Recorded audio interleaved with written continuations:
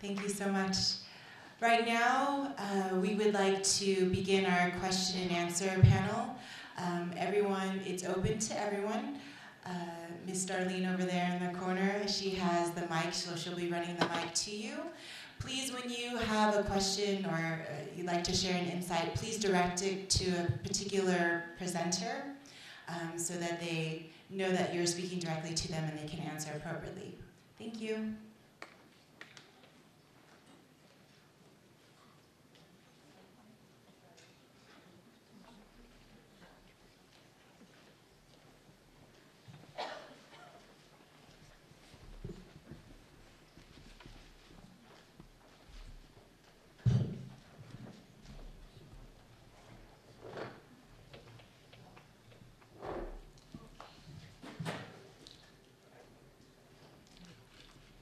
Okay, does anybody have any questions, insights, concerns they would like to address tonight? After all of that overload of information, I know it's a lot, but we would love to hear from you. The panelists would love to hear from you. Yes? Yes, what was the number that we could contact our representatives, PL? Okay, I'm going to direct that question to Todd. That was the public law. It's 109456. Public law 109456. Actually, that's President Obama, when he was in the Senate in 2006, his one accomplishment was that law. That was actually the only law that became a public law that he wrote. And it's called the Democratic Republic of the Congo Relief, Security, and Democracy Promotion Act of 2006. It passed unanimously in the Senate. It was co-sponsored by the current Secretary of State, Hillary Clinton, and it was signed by then President George W. Bush. So it's not an issue of being a Democrat or a Republican. This is a law because President Obama understood very clearly that the situation in the Congo was very, very important for us to be engaged in. And unfortunately, this law has not really been implemented so much. It's obviously, we see the current reports, rape 48 an hour, millions of people have died. Obviously, we're not fulfilling our legal obligation in terms of this law.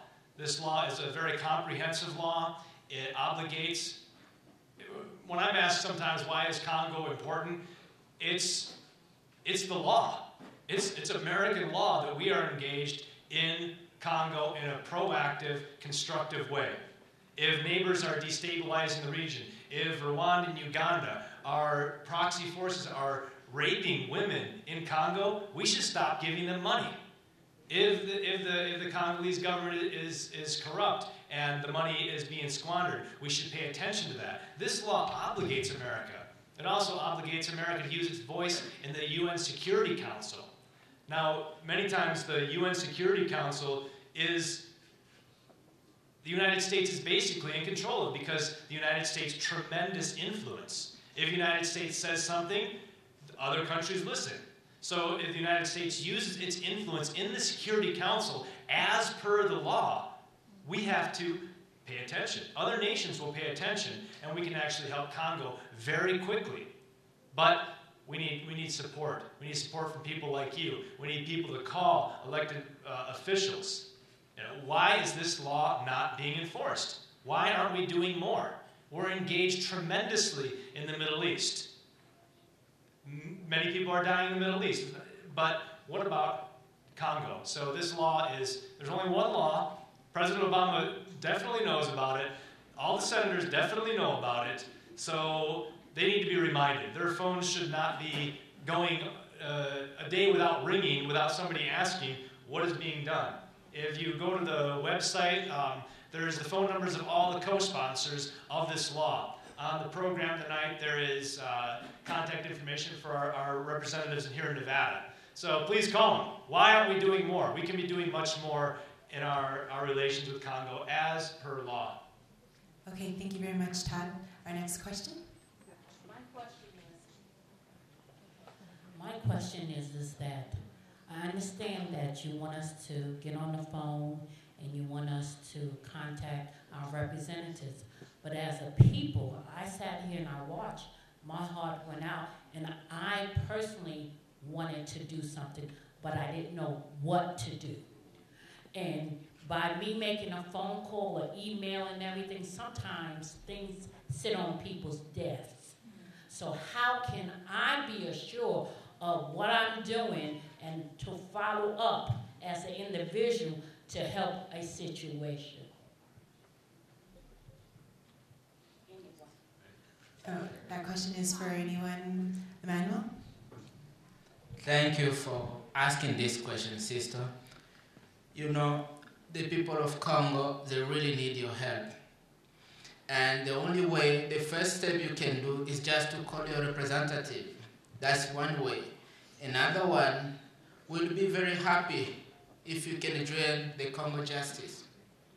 We are fighting for the cause of the Congolese. Imagine every single day, people have been raped. Every single day, a lot of people are dying. Please, imagine young children, less than 5 years old, dying on a single basis. It's really a cry for the Congolese people. They are asking everybody what the Congolese people have done to this war. Why is happening to us? Why? That is the question is in the mouth of every single Congolese. They are crying. It usually happens, most of the women, they usually take their breasts and cry, which means in the Congolese culture, the suffering is too much. Maybe we can just die and that can arrange something. Please help. You are welcome to join the Congo Justice, or please make sure you call your representative and ask them. Please act on the Public Law 109-456. Thank you. Todd, is there anything you'd like to add? I would like to add something. Esther. I think the big changes start from the bottom, never from up. We are the ones who have to make things happen. So, for example, now you know about what is going on. Get together with your family and share what is happening. Now, it's you and 10 people that know about it. And then you can create an event in your house. I don't know, we can do a barbecue. I love barbecue. And we can get 30 people. And now 30 people know about it. Because politicians, they act by pressure. We have to put pressure on them. We put them there, and we have the power to take them off. I mean, they work for us. We pay their salaries. So we have to put pressures on them. And yeah, we can call, I agree with you. Sometimes we call and they put you in the press 1 or press 2 para español, right? And you don't know what to press. And you do the sign, and then they have a bunch of papers in the desk, and they don't do anything. I believe in taking action. I think we need to mobilize people. And by mobilizing people, we need to talk about the issue and teach the people and educate the people what's going on. So we can go to our commissioners here or to our representatives in Washington, D.C. and tell, hey, excuse me, do you know about this? Oh, yeah, what are you doing about it? Okay. That's what I will tell you.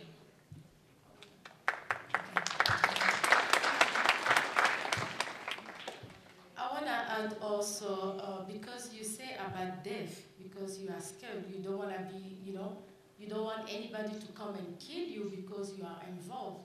But I want to ask you, look at around you, there's white, black. Why are we together? Because there's someone who fought for this. And we all know it's Martin Luther King. That's why today we are together. That's why today we are equal. So in everything you want to do to bring change, you need to expect everything. But if your mind is already made up, you will do it. Because you can be in your house and you can die. Thank you. We'll all chime in on this one. Yeah, it's a great question, and I think everybody has some way in which they can be involved. Everybody's got a different ability, everybody's got a different talent. You know, some people can write a song, some people can write poetry, some people can, you know, have a bake sale. I like the barbecue idea. We can schedule that out back and you know, find creative ways to get involved. But yeah, like she said, it's definitely we have to put pressure and we have to bring people together to pressure our politicians. So.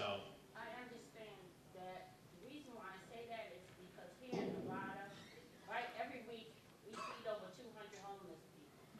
And we go out against the grain. And they say, you're not supposed to do this, you're not supposed to do that. We pack the car and we do it anyhow because there's a need. I don't believe anyone should go hungry. And the same thing here, I don't believe that these type of injustice should be going on in a country that is, I'm gonna say we wealthy. We are a wealthy country. And we have the capacity in the people that are movers and shakers, but everybody's so caught up in their personal situation. We don't look at each other as a whole, that we are part of the same family. We have to get past the borderlines because we have that here, that stigma. Well, that's their problem, that's not my problem. It's all our problem because it affects us all.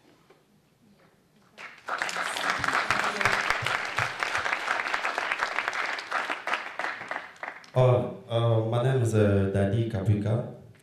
I got a question, but I want Mr. Emanuel can translate for me because I'm from Congo. I want to speak our language, French.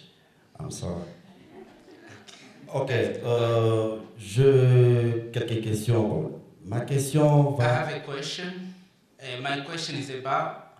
Yeah, ça va aller directement chez le monsieur et puis la dame, pas chez vous deux. I would like my question to Mr. Todd, please. Ok, je vous ai bien suivi, vous avez parlé de notre pays, le Congo. Je vous dis merci, peut-être au nom de la communauté congolaise, je vous dis sincèrement merci. I followed your comments about Congo and all of that, you talk about it.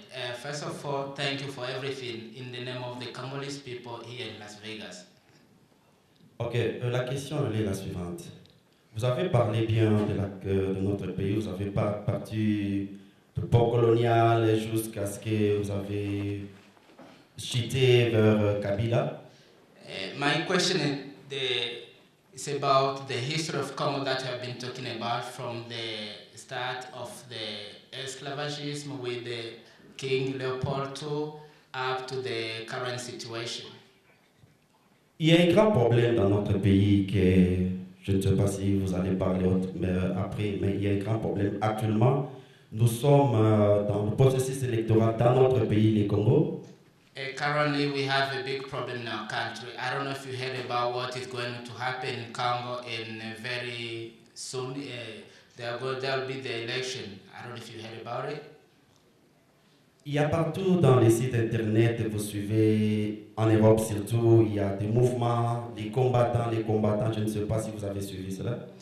And also I would like to mention that there was some movement from the Congolese people around the world, like in Europe and somewhere else in the world, like one is called the combatant, the fighter.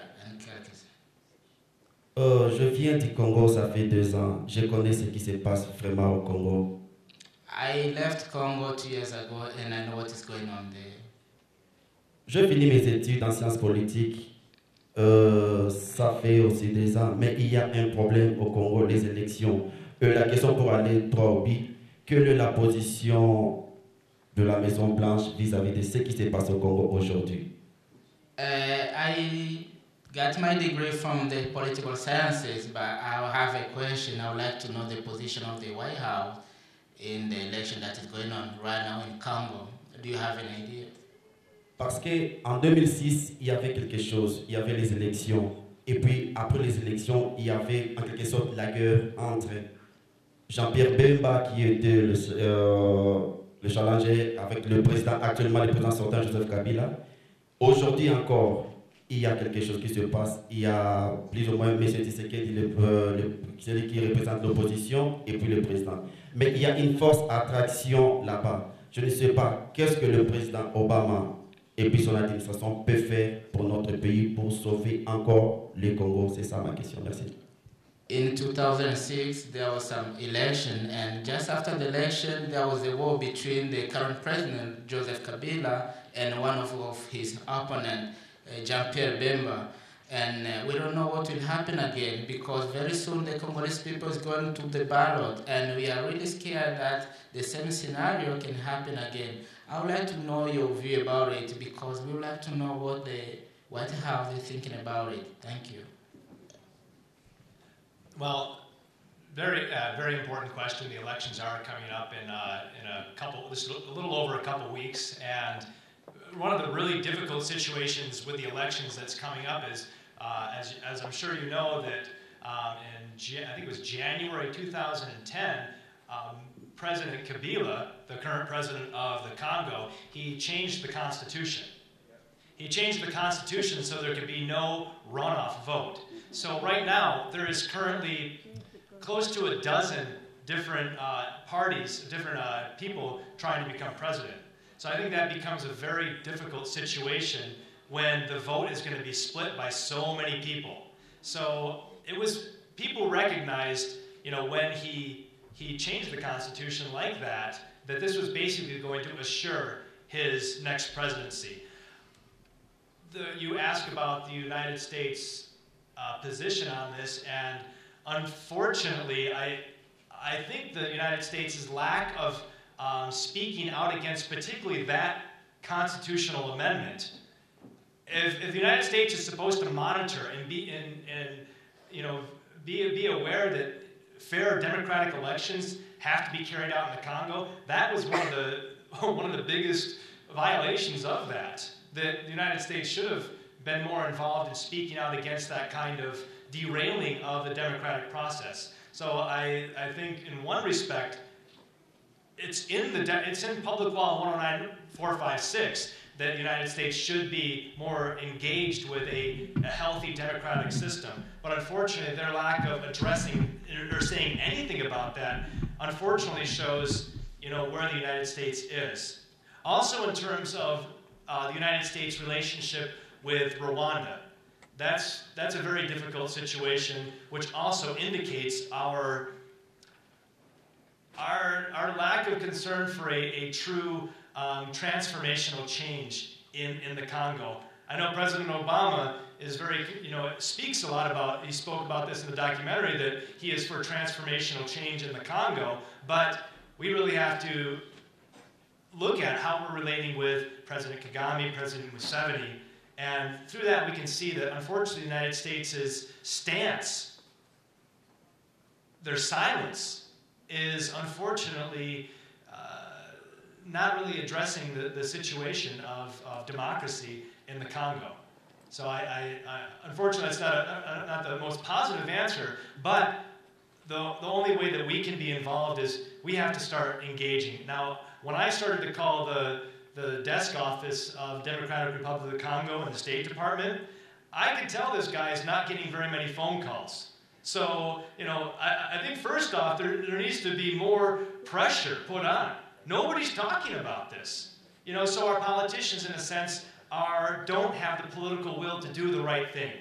Our politicians are either going to be pulled towards business, towards huge corporations that are funding their campaigns, or they're going to be influenced by the people. And unfortunately, there has not been enough voice from the people, so that's what we're trying to address, is that we need to make our politicians more aware that we're paying attention to this and that we're mobilizing to pressure our politicians to do the right thing, to speak about the democracy, to speak about the derailing of the democratic process that President Joseph Kabila undertook last year. So. Okay, thank you. Hello, my name is William Luanga. I'm actually from Pesline Entertainment. That's my company. And I've been following these issues. First, I would like to thank the organizers of the event. I've actually been concerned a long time ago about Africa, and I've already said Africa is too wealthy to be poor. And of course, I've just come to realize that, you're mentioning about calling the leaders, Senate.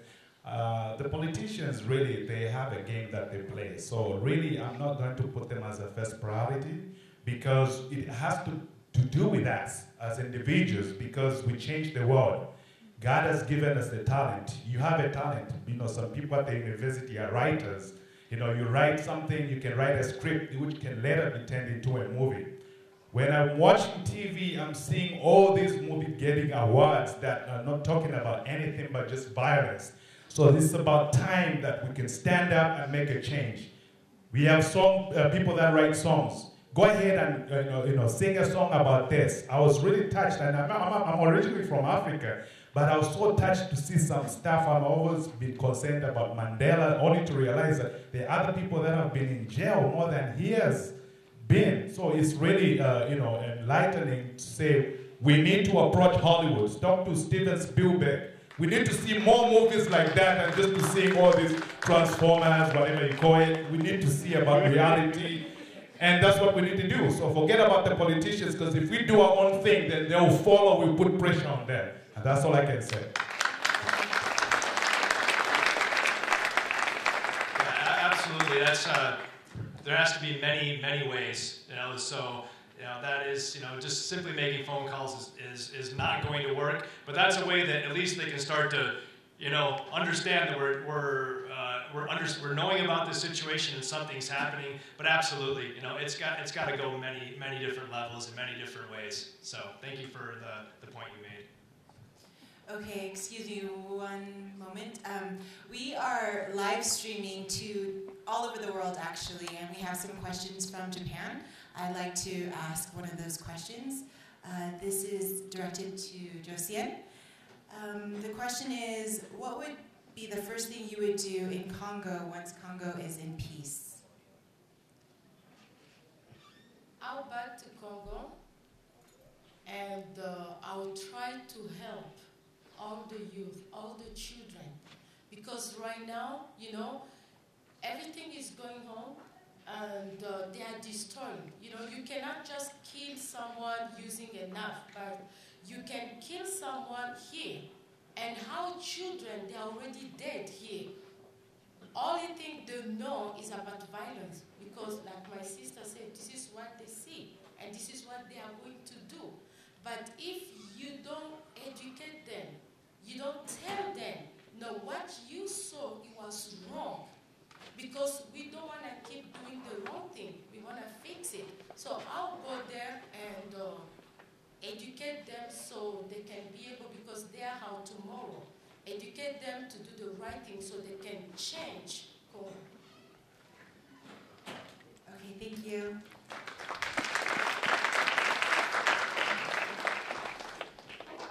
Good evening, everybody. My name is Lionel Tayu, and I'm from Cameroon, it's actually Central Africa.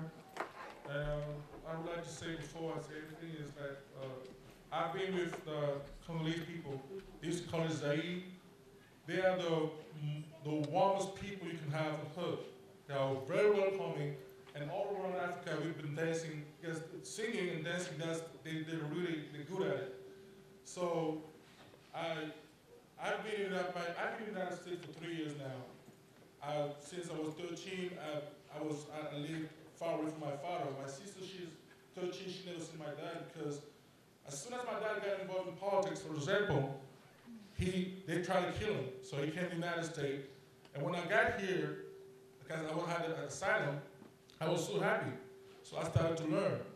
I would just like to share my point of view about what we need to do. Like you say, politicians, that's not an issue. The fight in Congo is not only about Congolese people, it's about everybody. We cannot just fight for Congo. We have to fight for Congo, for Ivory Coast, for Sierra Leone, for Liberia, for all the countries at the same time. So the whole issue has to come as a war. If we fight for Congo now, after Cameroon, we were just about to start a war, like 2 weeks ago, because of the election. So my job, what I did on my own level, I have friends in France, Spain, Germany, here in the United States. We are starting a whole thing where we want to, first of all, educate the people. The first thing is to educate the people, to tell them. We are not going to expect CNN or CBS or Fox News to tell us stuff like that, because those are the people financing government. And the politicians, they have tight hands. They cannot do something. Because if somebody finances your campaign, you're not going to do something against what they want. And that's the basic thing. So the first thing is the African first, like from Congo, from Liberia. Everybody has to sit down and learn. Like I spent more than 5,000. I just brought some movies. Everything that I've been learning. I mean, everybody, like this is from Liberia. There's many things that people have to do. And this doesn't come from Hollywood. It's just a documentary like the one we just missed. So, and the more you look at it, the more you watch the documentaries, the more you learn. You will never, CNN is never going to tell you the truth. That's the fact. So I'm suggesting 3 ways to do it. First of all, we, the diaspora living here in the United States, we have to think about where we come from. That's the first thing. The first mistake is once we get here, we just copy the same stuff. We spend money on things that are worthless, and we just forget about it. We have in Cameroon or Congo more than 50 people back there. How many people from Congo are in the United States? Less than 1 million. So because we crossed the fight and the war, are we going to forget about it? No. We have to direct our world attention to those people. So the first thing is to educate the people. And it has to go through independent media, independent activism, and just teach the people. I had trouble because I was talking to people. Like every time when I do, that's the first thing. When you come to my house, I put the movie, I let you. That's how it works. But people get mad because they have learned stuff about Congo or Liberia different. And I'm gonna just take everything that's happening in Congo started in 1961. The plot to kill Lumumba was since 1951. That was 3 days before President Kennedy actually took office. And Nixon was aware of that. There's a document talking about it. I'm not talking about, conspiracy theories. It's just a fact that recording tapes. He's talking about it. So if you don't know that, and we cannot expect the people in the United States to know about it, because they have no choice. There's no international African TV channel. So it's up to us to sit down and build documentaries and teach them. And the struggle that we're going through now, in the United States, we're going through the same thing. Because the same corporation, there's no race or religion. When it comes to money, they just want to make money. In Hollywood, it doesn't matter. Black, white, Spanish, they all do the same thing as far as they make money. So it's the lower class. Those are the people suffering. So please, people from Africa, no matter where you come from, just let's talk together. I'm going to join the movement, and we got to do something. It's first of all to educate the people. If you have $100 to spend on, just try to do something. Have a team that can go down to Congo, shoot a movie, shoot a documentary, and come back. That's the only way to do that. Because we cannot expect CNN to do that for us. Because this thing, I was actually at my mechanic, he's from Congo, and that's how I sort of fly. I was like, I wanted to start it, and I said, oh, this is Las Vegas. How am I going to tell the people about war? They're worried about gambling. So I told him, who's doing this? He told me to drop the flyers, just go there. And I came, I made sure that I had at least 5,000 books and everything.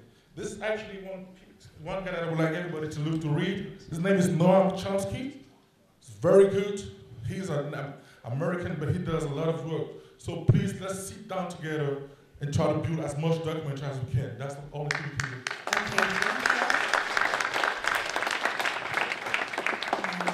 I'm going to intervene to what our brother talked about. It's really a shame for some people from Africa to forget where they're coming from. Let me tell you the truth. What is going out there is the head, and they know very much. But instead of uniting right here, they're just dividing themselves. It's a shame. Shame on you people. I'm sorry to tell you that, but shame on you. Because you know what? Your sister is there.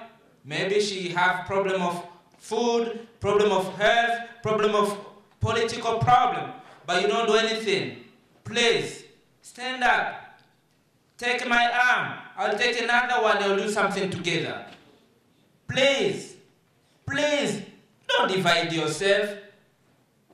I remember one of the meetings that we've been doing, one of the sisters, she said, if you are breathing today, and you are not using the breathing that you have for nothing, maybe they should take it off from you and give it to somebody who can do something about it. Because you are like, no, you're not living.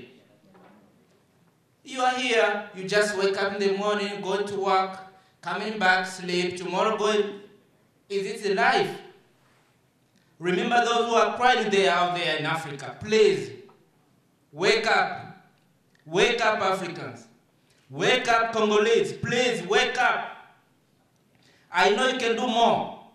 You can do more, I know. It's what you have to take a decision to stand up today and say, no more tribalism. No more division. You can do something, please. Stand up. Forget about your tribe. Your tribe will not help you anything. Come on now. We are helping people of different color, different religion. I'm part of the International Reconciliation and Development Organization. We are helping people here in Las Vegas to get their first path in their life in the United States. We don't look at where they're coming from. We don't look which color they have. We are feeding sometimes the homeless. What we have to do it with our heart. What are you doing? Please stand up. If you don't do anything today, don't be surprised for your name to be erased from where you're coming from. Thank you very much. And yeah, just and absolutely beyond, I think Esther pointed out is that regardless of what race you may be, this is all of our situation. I'm just as much of a brother and sister as everybody, so I think, there has to be a real shift in the way we're thinking about the world. I think in general there is just a concern for my immediate circumstances. And I think that, when there's refugee situations, it's easy to come here and I just got to take care of myself, but, there has to be something beyond race, beyond any kind of division that we have to come together. And so, tonight we're choosing the issue of Congo and frankly, for all of Africa's benefit, that this country can benefit. If this country is stabilized, this is going to provide so much benefit to the rest of the continent. And it's a real shame that it's been suffering, since 1960s, since, Leopold, and us in the West have benefited greatly from the suffering of the people. So, the karma, either goes around, comes around. So we really have to take this seriously. It seems to be a million miles away, but it's right in our pockets. It's right in our cell phones. It's right in our laptops. We're benefiting. So, we have an obligation. We have a moral imperative to help.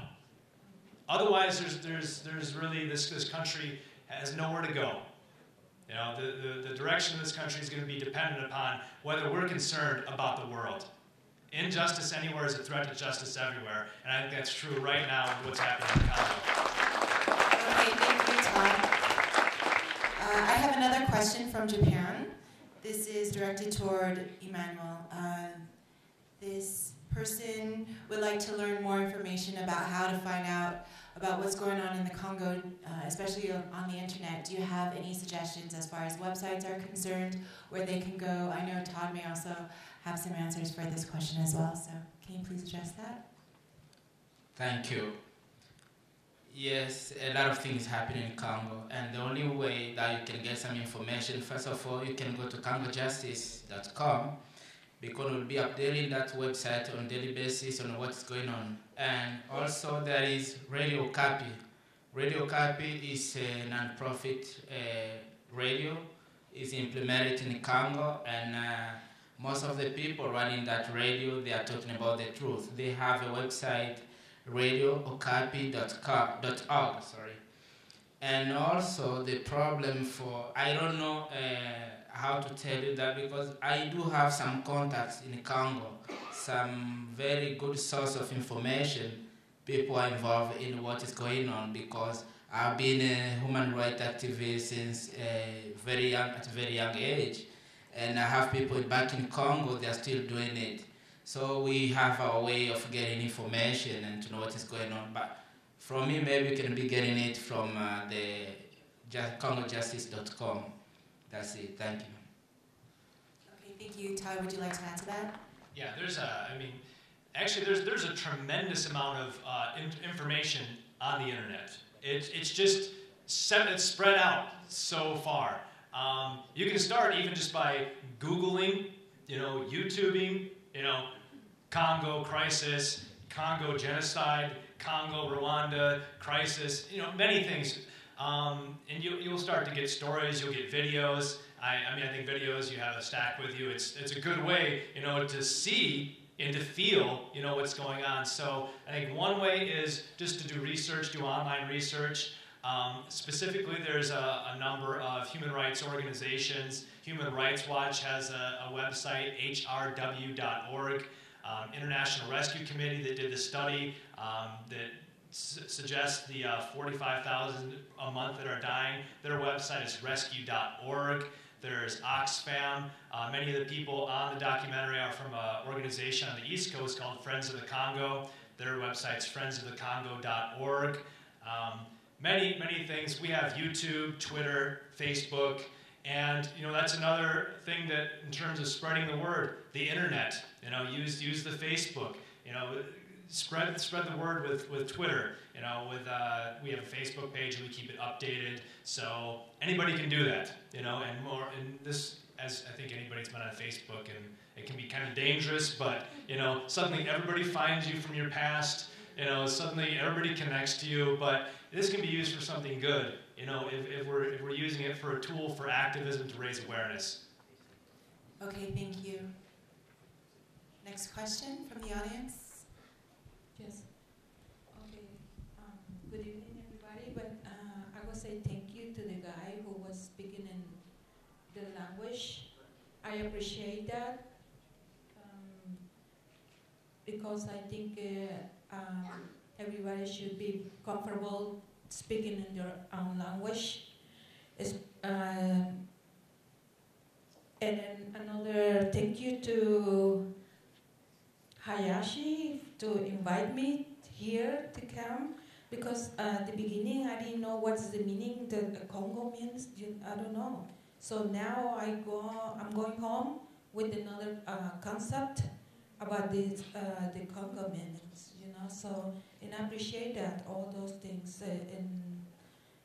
Well, I don't know, it's something different that I was thinking about the Congo. I will say that I apologize about the Congo meanings. Before I thought it was something like a musical instrument. Yes, I'm sorry. That was my meanings, because but sometimes that's why I'm learning now, and thank you for the invitation. So I think I'm taking something new at home with me.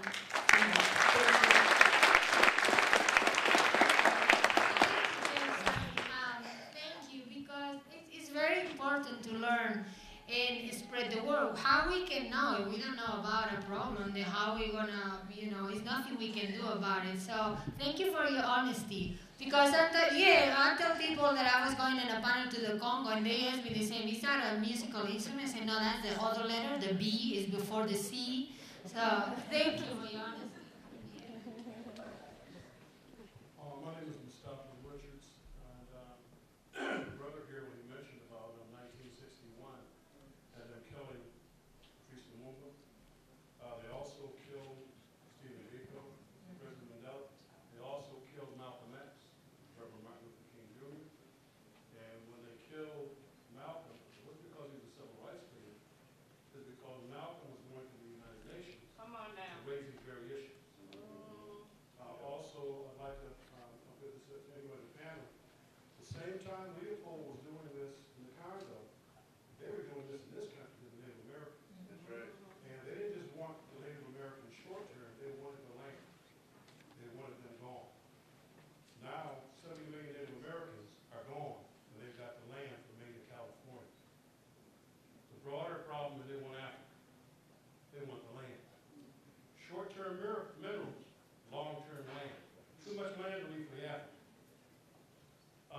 so, when you mentioned about the politicians, not going to the politicians, was an excellent point. Because if you check these politicians, what you'll find is the same ones talking about the Congo and they're guilty. They're invested in these countries who are taking the minerals. We were invested in it. There's the stockholders. So no, they're not going to do anything, politicians. If you find out what boards of directors they're sitting on, who's paying this money directly into their accounts, the dividends, what you'll find is, no, they're not going to do anything because they're making the money. I'm just going to end by saying, April 29th, 2011, there was a very big date coming all over the world. Anybody remember what that date was? It was the royal wedding. Prince William and Kate got married, April 29th, 2011. Now, William and Kate are giving out food in Africa. They're such wonderful people. Quick reminder, the royal family in England, the royal families, they were in power when Leopold was in power. They have taken 100 million lives in Africa, just Elizabeth and her family. Prince Charles has never earned one dime to be one of the richest men on earth. So they make it sound real good. They'll hand out food in Africa. People like Esther will go to Africa. Emanuel and Josiane have suffered in Africa. So I just wanted to direct it to an excellent example. Produce DVDs, show them to your family. As much as you can, find out what boards and corporations these politicians sit on and getting the money for the coal tan. Then when you call them, let them know, I know what you're getting your money from, and I'm going to make sure I take as many votes from you as I can. Let them know. Barack Obama signed the bill, but Barack Obama hasn't done anything about that bill. So where's the money coming from? So I think it is wonderful what you're doing. I mean, I want to be as involved as I can. I want us to make sure we understand, though, this is not just involving the Congo, like the brother said. They want Africa. They want that land. And they're encouraging black-on-black crime. And when Esther said about her studies in genocide and this gang violence, black-on-black crime all around the world. Quick reminder to end. Every place you find Africans, people of black color, they're at the bottom of the system. Not just the African American in this country. Every place on earth where you find black people, they're at the bottom of the system. Can't be by accident. So we have to work together and recognize that the target along the lines is our children, no matter what color. These filthy TV programs, filthy movies, and the brother from entertainment can tell us better.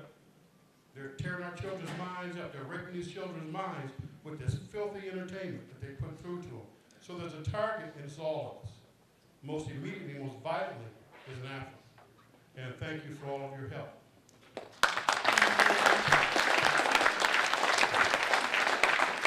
Thank you, Brother Mustafa.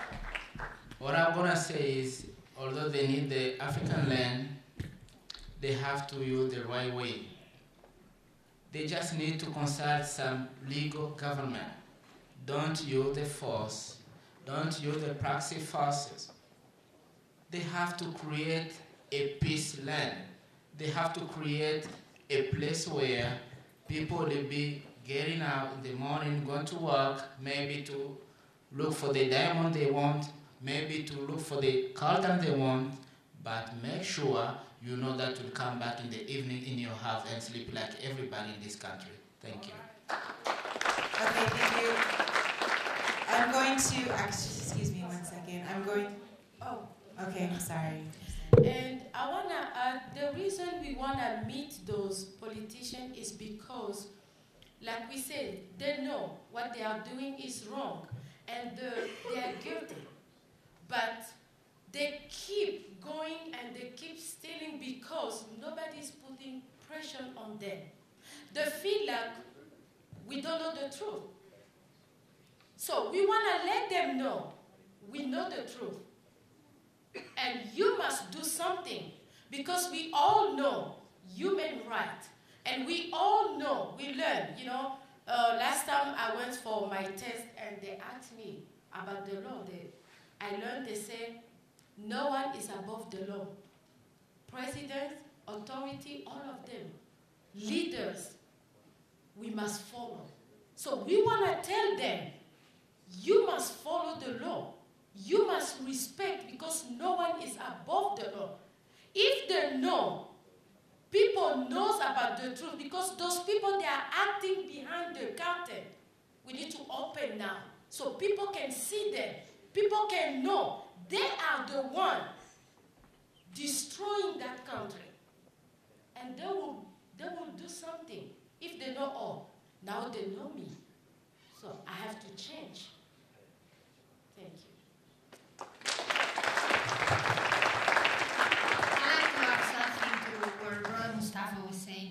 I think it's very important to know the history so we don't repeat it. And finally, one day we get it, because we've been killing each other since we have been in this planet.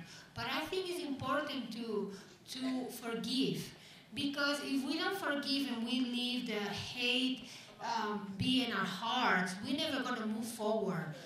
And I will share this with the kids. I work with the hardest gang members as you can imagine, and I go to prisons and kids that are being sentenced as adults.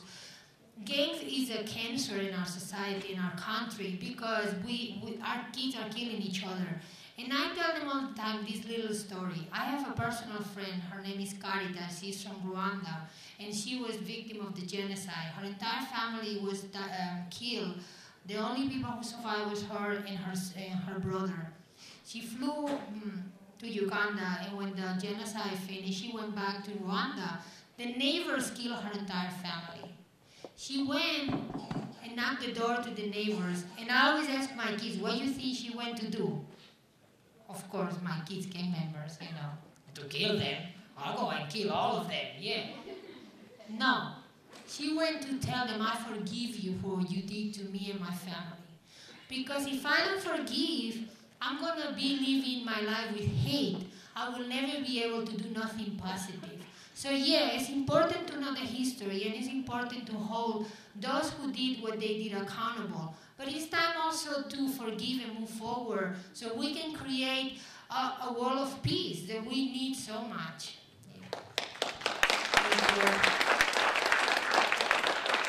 I'd like to interject with another question from Japan. It's directed to Todd. It says, how much has Public Law 109456 been implemented? If you can just briefly answer that. Yeah, well, recently they did send an envoy to the Congo to monitor the situation, and nothing much has come back after that.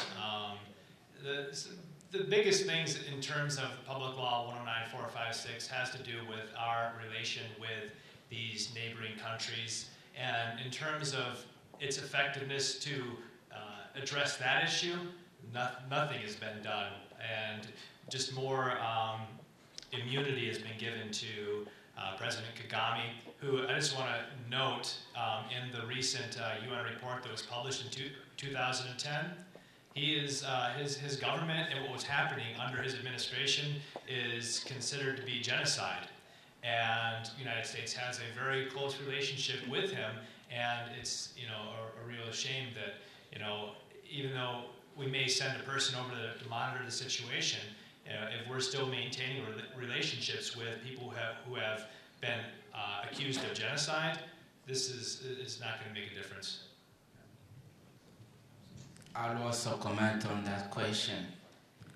United States has created a law, Public Law 109456, and recently there was some discussion about what the United States has been doing so far with this policy. And I remember what the UN Assistant Secretary of State for African Affairs, Mr. Johnny Carson, he was talking about it, stating that United States is more involved with the President Kabila, and also recently they have sent 100 soldiers to Uganda to try to track and kill Joseph Kony.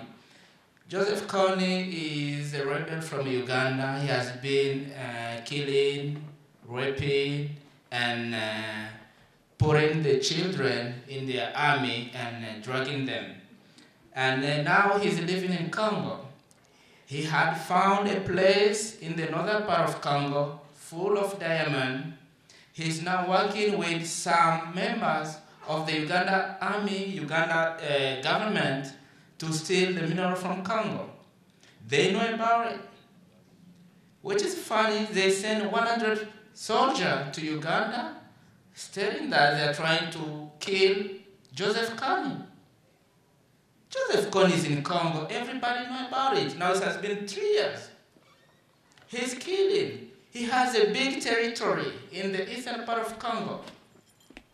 And nobody's raising the issue saying that we should help Congo to erase those proxy forces like the genocide from Rwanda.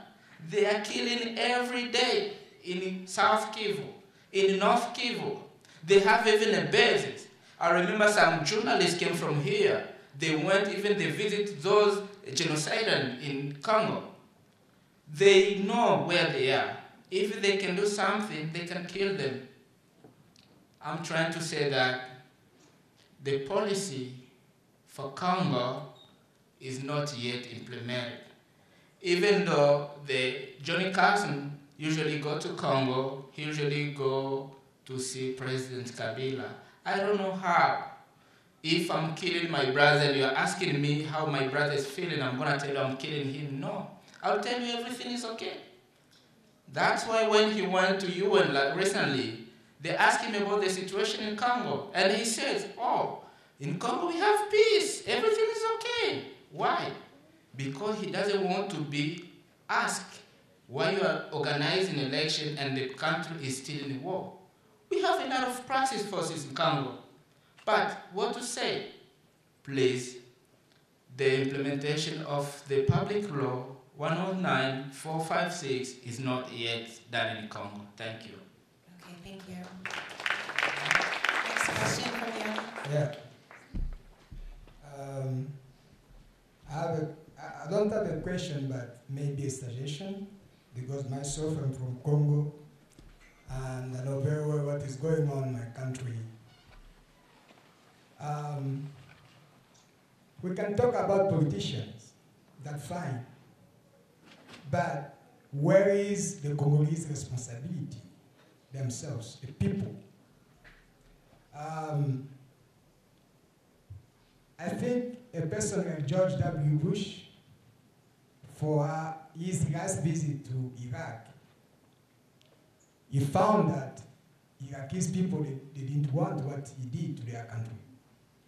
Because he found a man who removed his shoes and just shoot on George Bush's face. That's the sense of revolution. And I think George W. Bush will never forget that. How come a small country like Rwanda and Uganda, another small country, can invade the third biggest country in Africa? Because Congolese people are weak, and that's the truth. We can talk about Obama. Obama is an American. That's first. And second, Obama is a politician. He goes where he found his interest. Suppose today Obama interest in Congolese gold. What Obama can say? That's the question. I have some evidence for the reality today, like people like John McCain has brought a very big mineral concession in Cambodia. So do you think a person like McCain will talk about or against Kabila? Nothing. My suggestion is, because I'm a revolutionary man, you should think about building the Congolese mentality for themselves to stand for their country. Don't wait for anybody else from outside to stand for you. Look at the Arabic situation today. Egyptians, they stand for themselves, and Mubarak has been withdrawn. Tunisia, the same. Gaddafi, today is not there. In Yemen, the same. Syria, people are standing for their cause. But where are the Congolese people? Where are them for their country? The reality today also is Joseph Kabila on power today is a product of Kagame. Everybody knows it. Joseph Kony you are talking about, I have wrote several articles about Uganda. I know that Joseph Kony is a product of Museveni. So politicians, what they show to people is not what they do beyond the table. So Congolese people, they will understand that that country belongs to them and they will stand for their own country before waiting for Obama or America to stand for them. Today, if you go to Kinshasa, there is nothing else people do, only create small churches. You have one street, you can find 25 churches. Because they think God will work. But God will work when yourself you stand and do. I'm going to talk about rape on the issue of rape. For my sister who was talking about rape, we have several experience from several countries like Kenya, Namibia, South Africa. I can mention others. Today, there is a kind of feminist movement in Africa, built by strong women. Between a man and a woman, the strongest person is the woman. A man is always weak. The strongest person is a woman. And the feminist woman today, in countries like Kenya or South Africa, they go to build or to bring awareness to teach ladies how to take responsibility themselves in front of people who want to rape them. And that will be a very good start. Because even though you have a gun and the woman is looking at your eyes, it's not easy to rape her. I'm a man, I'm talking, I know what is going on with that. The very strongest person between a man and a woman is a woman. So, building a feminist woman is the good way to start with it. Okay, thank you. In order to get in as many questions as possible, we have a very limited time, so we have just a few more moments, so if we can take a few more questions. Yeah, thank you. I can intervene to that question. Oh, yeah. No, it wasn't actually a question, it was more just a comment, but... Right. Yes, please. Thank you for... Well, we have another question. Sorry, Emanuel. I want to get in as many questions from the audience as possible.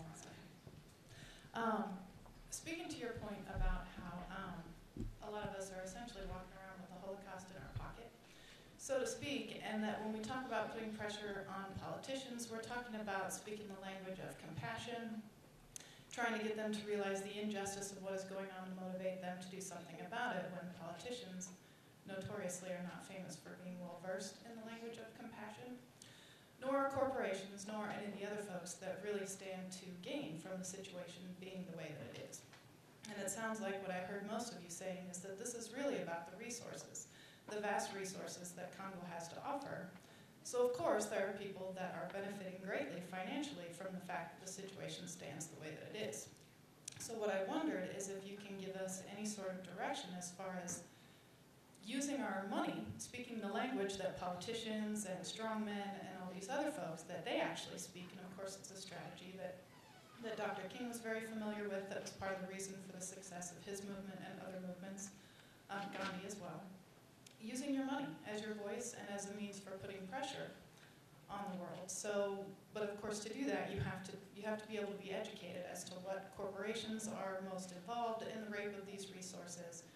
Do you have any places that you can point us as far as figuring out how do you buy safe products? How do you buy compassionate products?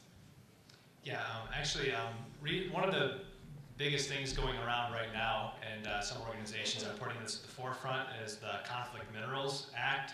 It was at the bottom of the Dodd-Frank Financial Regulation Bill, at the very bottom, and it essentially is there's a lot of controversy of how much that is helping the Congo. A lot of people are boycotting. You know, there's a push to boycott, minerals that are coming from the Congo, like blood coltan. But actually, a lot of the minerals that are being extracted from the Congo are not necessarily from the conflict area. So it doesn't really affect most of the mineral exploitation. So that compounded with the fact that the minerals are going to get out anyway, and it has a potential to exasperate the situation, which is already desperate. People just hand digging coltan, that's all they have. In terms of your question about how can we use our resources, our financial resources, I think that's very, very important. I think that's kind of hitting at the core of the problem of why we're so ineffective in our political arena and furthermore in our foreign policy. So I mean, if we're using our money and our resources and what we purchase with them just for our own entertainment, our own leisure, or like drugs, I think what we can buy, forget about cocaine and marijuana or heroin, but like we can be hooked on screens watching TV or video games and just be completely disengaged. So I mean, I think just even in general, we should be thinking about what we're doing with the resources and how we're spending our time. Time is money. In terms of pooling money, I think everybody can purchase a shirt outside. They're Congo Justice shirts. Divestment from certain organizations it can be possibly very effective if there's a critical mass. So I think the organizing takes resources. Bringing people together takes resources. It takes resources to put together an event like this. So, pooling our money together to put on events, to bring people together, to raise awareness is a good way to be spending our money and spending our time rather than just spaced out, under the influence of, the technology is good. We can use it for good things. It can help to raise awareness, but unfortunately, I think many people are lulled to sleep, by the technology that is being purchased from these areas, which is really, I think, the shame. And also, just to add to answer your question, there really isn't any company right now that offers any compassionate, conflict-free mineral products. So that's why we need to have more events like this. We need to raise more awareness. We need to gather more people to put pressure on these companies to offer, products that we know come from conflict-free regions. So, okay, next question. Yes, my name is William Mahoney. I was invited here tonight. I didn't know what I was to expect. But first of all, I want to thank the panel. I had no idea, absolutely none, that this was going on. I mean, this is like hitting me from left field, that this type of behavior is going on in the world today. And I think what happened was, after apartheid, and we marched for apartheid, and we did all the things for apartheid, we pat ourselves on the back, and we put the mantle down, and we forgot about the rest of Africa. We kind of forgot about the rest of Africa, because we thought we did this great thing with apartheid, and now everybody's walking around there fine. Here in America, we're kind of selfish.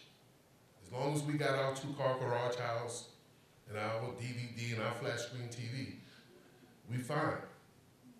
Right now, we're crying about 9% unemployment, but the strip is full of people gambling. They're down there gambling. We had a civil rights here, and we mobilized the people to get it done. Once again, we got to mobilize and get this done. Once again. We got to be more than just citizens of the United States. We have to be citizens of the globe. We have to be global citizens. We have to care, because what's going to happen in the Congo is going to be a ripple effect throughout the world.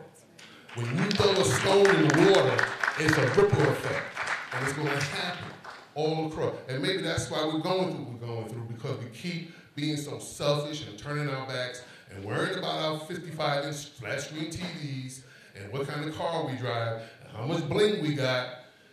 We're not paying attention.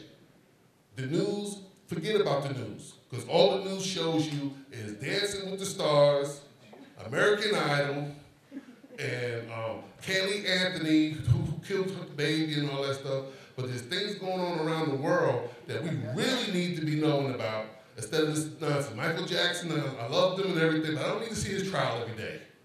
I don't need to see this guy's trial every day. I need to know what's going on. And when you was up here and I was looking at this, I'm looking at bodies, I'm looking at people being amputated, I'm looking at this stuff, I said, this is going on in the world in 2011? This is going on now? Women are being raped like that now? And no one's saying nothing? And all there is a bill from Obama in 2006? That's it? Of course nothing's going on with the bill, because we're not saying anything. We're not saying anything. And until we say something, then the bill will be pressed. You have to say something. There was civil rights laws here, but no one said nothing, so no one got civil rights. And you were right, Todd, that was your name? Mm-hmm. You're right.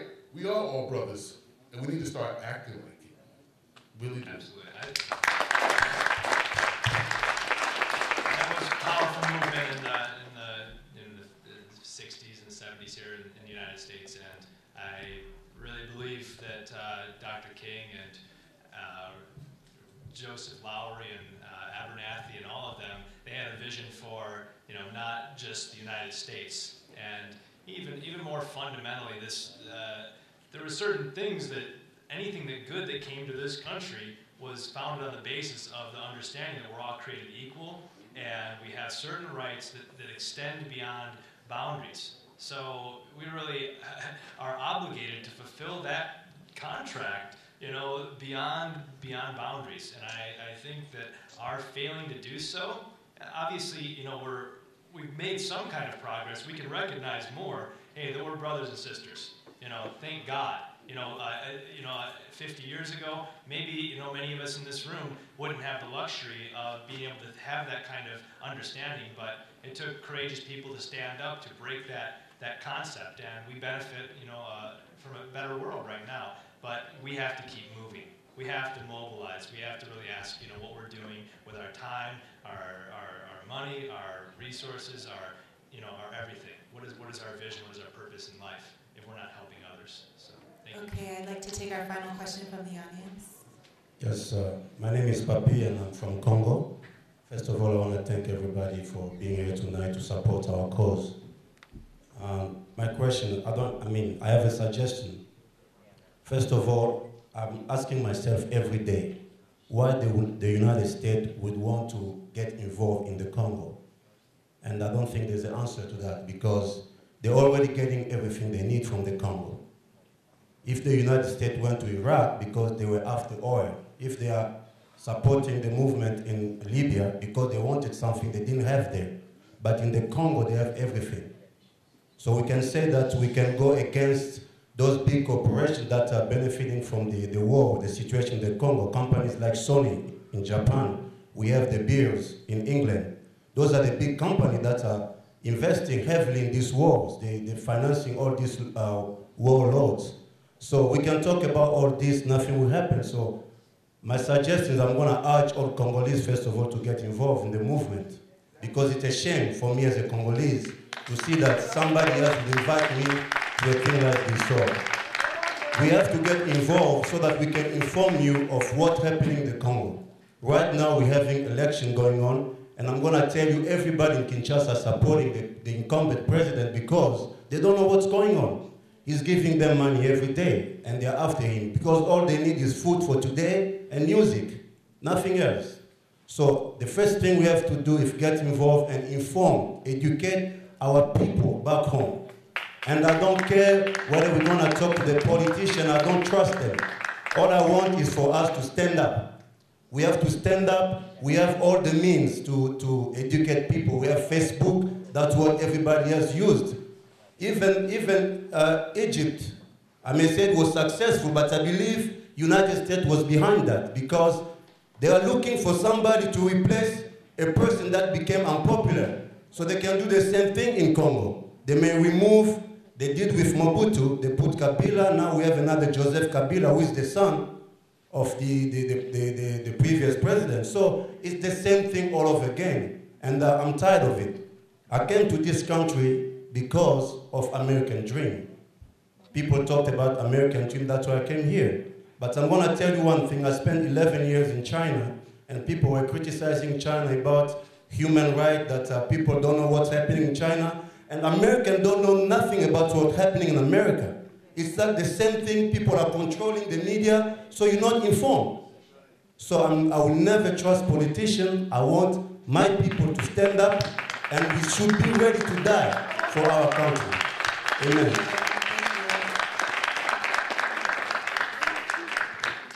I have one last question. It's from a Congolese in Japan.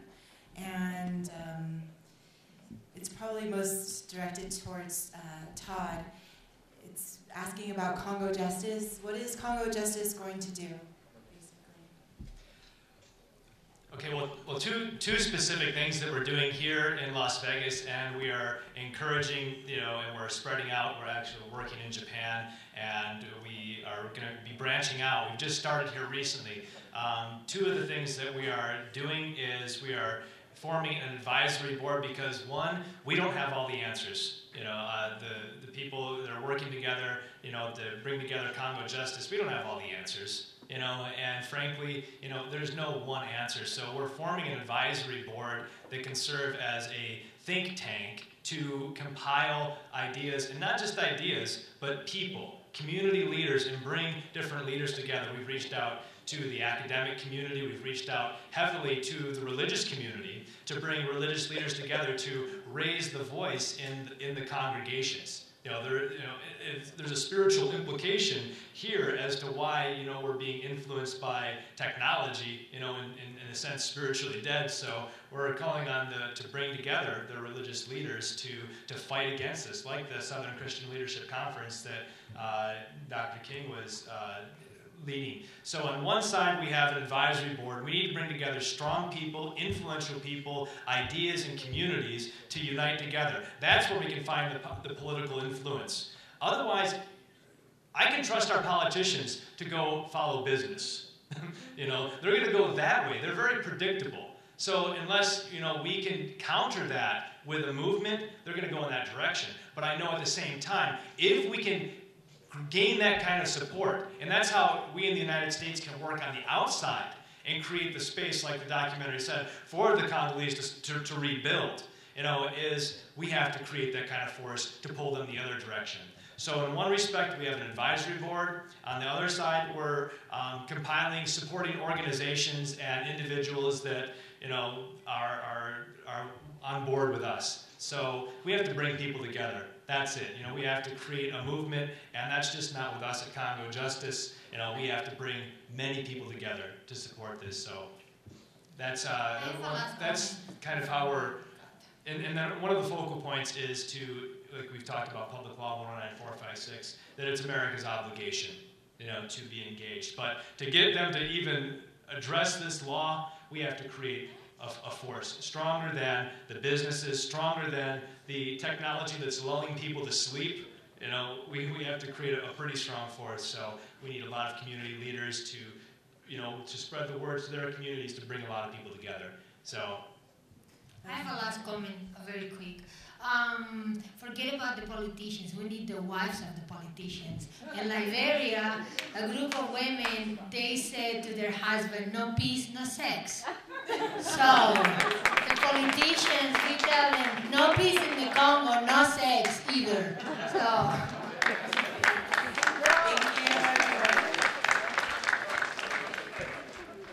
I'm sorry we ran a little bit over scheduled time, but I hope you enjoyed tonight's presentation. And hopefully the guest speakers will still stay a little bit after, so if you'd like to talk to them personally, I'm sure they'll make themselves available for you. Also out in the lobby, there are Congo Justice t-shirts and a donation, a chance to make a donation to Congo Justice, or just to support future events like this one, that we can really expand, we can grow, we can unite together, and really, stand for peace, stand for justice, not only for Congo, but for the entire world. Because when we make a difference in one place, we can make a difference everywhere. So thank you so much for your attendance, your presence tonight. We are grateful for it, and we hope you have a great and safe evening. Thank you.